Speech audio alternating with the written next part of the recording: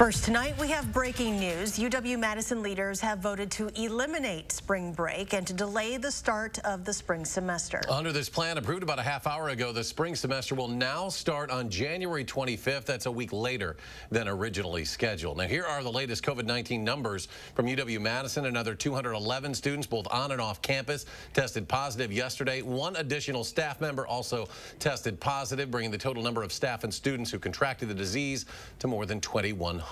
Those rising numbers could mean costly student refunds for the university. The UW wants to give students more time to decide, but some students want answers now. Jamie Perez spoke to a student who created an online petition in hopes to get partially, if not fully, refunded. Jamie? Right, well, whether or not students will get reimbursed for tuition is still up in the air, but one student that I spoke with today started an online petition to hopefully get some money back for some amenities that they say that they do not have access to.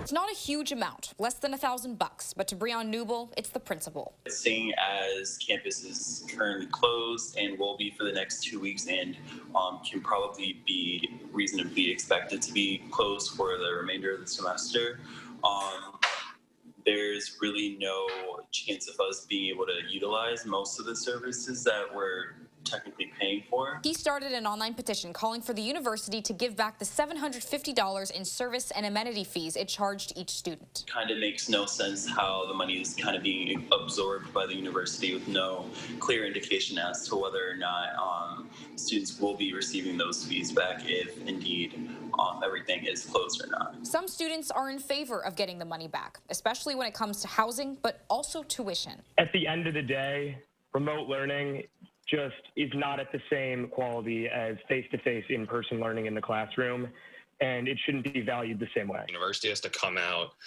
with what's going to happen after the lockdown. So if they say after the lockdown that we have no ability to use any of the rec facilities or the other things, then 100% I think we should be reimbursed partially with the fee. The deadline for the full tuition reimbursement passed last Friday, but this afternoon, Chancellor Rebecca Blank said that could change. We are considering moving our tuition reimbursement deadline back, until at least these 2 weeks have finished. According to the university's policy, if a student withdraws from the school entirely, these campus fees the petition refers to will be reimbursed along with tuition.